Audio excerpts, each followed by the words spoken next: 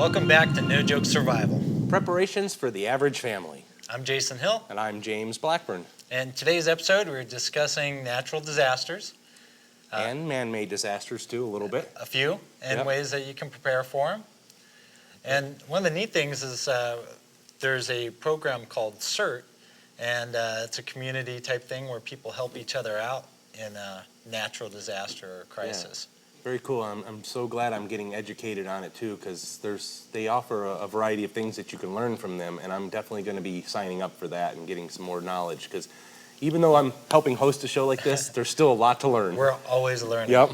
So let's go ahead and bring out our guest, and we'll see what he has to say. Danny! I'm not the guest, but I do have Pat. Pat, come on in. This is Pat Salerno. I'm sorry, I totally butchered that. That's fine. My tongue went faster than my mouth did. Could you pronounce your last name? I'm Pat Salerno, and I'm with the Rio Rancho CERT organization. Well, nice to meet you. Same Thanks here, a lot same for here. coming on and being part of the show. Happy to be here. And can you tell us a little bit about what CERT is?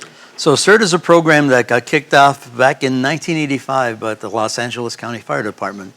And they recognized the need to have citizens be able to take care of themselves and to possibly render aid to others in the community in the case of a natural disaster, because they know that their resources are going to be stretched way too thin, and they're not going to be able to help anybody except those that are in critical need, especially for the first 72 hours. Yeah, we saw that in I think Hurricane Katrina was a good example of resources being really spread thin, and a lot more people needing help. So Right. that's Exactly. awesome. Exactly. So there's different ways that we can start to be prepared. So what are some things around the home that someone might take into consideration for a natural disaster? Okay, well, first of all, for things around the home, the easiest thing to do to avoid extra damage, if you will, is to mitigate some conditions, right? A lot of people keep their gas cans, for example, in their garage. It's not the best place to keep it. It really should be kept outdoors, okay? Minimize the amount of toxics that you store. Under the sink is a perfect example, right? Oh yeah, I'm it's guilty. kind of just a love canal sitting under I'm there. a clean freak, right? so I have a whole bunch of stuff crammed So under there. those are some of the things you can do to mitigate, all right? Then you can prepare yourself, and that's one of the things the CERT program does, is it teaches people how to be able to take care of themselves and how to be able to take care of their neighbors. So we cover some topics such as fighting small fires in the home, first aid, some search and rescue techniques that they can use that should they have a need to help their neighbors. Okay, and then we actually have a module on CERT organization. So if there are many CERT members there, they know how to effectively organize those people and put those people to use effectively. So some things Nice. around the house might be like a fire extinguisher, checking your smoke alarms, and maybe having a CO2 alarm as well, and making sure the batteries, doing like a schedule and testing those, that type of thing. Right? So again, Yeah. as you mentioned, the fire extinguishers, make sure you have one. Make sure that it's properly charged. Know where it's at. One good thing is don't keep it over the stove in the kitchen, because that's where you're going to need it. All right, and that's not a good place to have to reach for it. You can keep it in the kitchen, keep it away from the stove area. All right, smoke detectors, make sure that you have them in the home, make sure that they're tested. We recommend that when you set your clocks ahead or set your clocks back, that you go ahead and you change the batteries in your smoke detector. So you make sure that there's always fresh batteries in the smoke detector. Okay, Nice. so those kinds of things. Now, on a previous episode, we talked about having a bug-out bag, or some sort of bag that if you had to leave your home in an instant, it's got some really good products in there that's going to help keep you fed and clothed, warm, things like that. All right. CERT also has a bag, and maybe you could just tell me quickly, what are some of the items that you guys have? So this is one of the kits that we actually issue to folks who complete the CERT class, and it has a few things, mostly to protect yourself. It has some personal protective equipment. It has a helmet in here, everything. Falling debris. Right, Right, that's so you nice. I like protect that a yourself lot. from falling debris. We have in here gloves. I guess I shouldn't drag it all up, but we have gloves in here. We have goggles. We have N95 masks to protect yourself from dust and everything. Which is And- really important, which is especially important. like after an earthquake or something, there's a lot of dust in the air, and that can actually be very harmful. Right, and there's a small first aid kit in here. Okay, and we actually have a multi-purpose tool in here also. And the multi-purpose tool has a gas shut-off on it, a water shut-off. So you can use that to shut off utilities should you have a gas leak or should there be a water leak.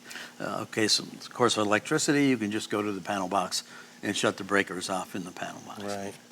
Well, here's some other ways to protect your friends and family. You can use Jedi mind powers. Jedi Yes. mind? Yes, these are not the preppers you're looking for. Does that work? Will that work at all? You know what? I want to learn that technique because that could be really useful. It's all in the hand.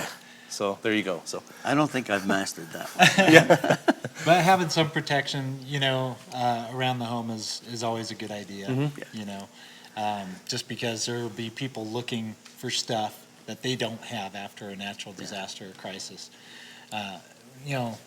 Unfortunately, there is a negative part to anything that happens, and you want to still be prepared for that as well. Yes. So again, you mentioned the Go Kit, but again, we want to mention a 72-hour survival kit. Right? We want to make sure that people have those and they have proper supplies in there for the number of folks in their home. And the first thing you should grab in case of an emergency or disaster is grab your 72-hour survival kit. And that's probably the thing you're going to need the most to take care of yourself and your family. Yeah, and we didn't mention it in other episodes, but I wanted to, and that's pets. Some Yeah. people's pets are like their Absolutely. children. And so you have to think for them just like you would for a child. If that dog needs food or water, any pet, but I'll use dog, having a bag for them is really like important. a bug out bag for your pet as well. in a Well, way. and they even make these cool backpacks, so you could actually have some stuff ready, and you could just clip it on your dog. Nice. Absolutely. And the other important thing is that if you do have to leave and you can't take your pets, is to not leave them in a locked up home. They're better fending for themselves. Right. So release them. As sad as it may be, you have a better chance of recovering them later. Right. Because they're going to naturally try to find a safe place Sure. to be. Yeah, and instinct is still strong in That's even a tame animal. Now, what about having backups or alternative forms of communication?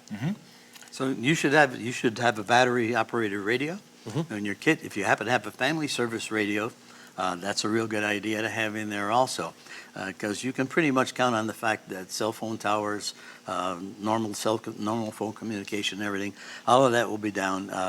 For example, did you ever try and call Mom on Mother's Day? You can't get through under normal conditions. You certainly won't get through under a disaster. Right. That's why I always send flowers. Well, hey, it's time for our beginner's box. Beginner's box. Beginner's box. I hear beginner's box. Here she comes. Yay. Danny, I'll never beginner's get- box. Beginner's box. Beginner's box. I'll never get a theme song. Well, as far as ways to prepare, I mean, there's just a number of things you can have. So the box itself is pretty sparse, but just different ways to prepare yourself. So we have some CERT that's- promo yeah. here. Promos? That's So, but Nice. you can. Thanks, I don't wear ball caps, but for anyone who would. Yeah, you pulled it off. But, thank you. And we also have this just to reinforce the idea, as we have mentioned in earlier episodes, that you want to have a notebook with all of your contact information, basically kind of like a contact tree where you know who you contact and they know who they contact, to make sure that you're safe, that everyone's within communication within your family and your circle of friends, and you know where this is. Phone Don't- numbers, addresses. Exactly. You could also put in resources, addresses Absolutely. of other resources that you might need in a survival situation. Exactly. And we also have just some promotion here as far as just, here, No Joke Survival. You can find out more about any kind of questions you have. Just shoot us any kind of email or Facebook posts, whatnot, and we'll be here for you. And so, Yeah, and I want to mention that this is just a starting point. The whole idea of this show is just to give people a taste, get them started with prepping and survival, get them thinking, doing some research and educating themselves, because we don't know it all. I'm constantly learning, I'm constantly researching. One of the reasons we bring in experts is because they know more than us, and I have no problem admitting it. It's something I'm constantly striving for. Well, and especially if you grow up like I did and you move around a lot, you need to know what's in your area. And so speaking of thinking and knowledge, there's one more thing, let me get it real quick, that you have to have. What's this? so- What is it? I could don't it know. be? Oh, We have no clue. it is your Whoa. brain. You just need Nice. to, use your head. And when in doubt, ask, Ask as questions. we've just mentioned. And this smells divine. Not Yes. this.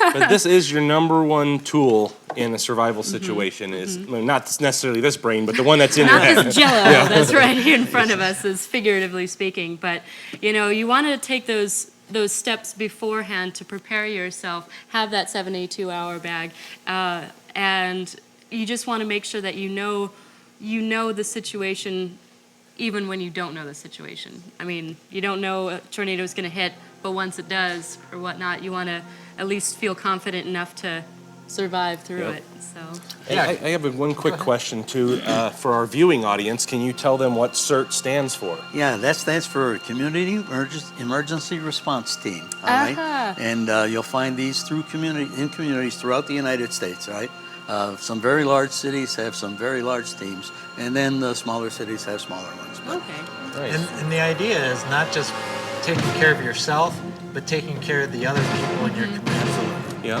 which is another big point. So. Yep, friends and family. So come back after the break because we're going to do an awesome contest with some special guests. And if you've been watching the show, you'll recognize these folks as our family from our footage. So, Texturally. all right, this here we is go. actually They're digging into the surprising. brains. So these It are the smells best. so This good. really is the best survival tool. It is. I love brains. It's watermelon. Brains will keep you alive for at least a day.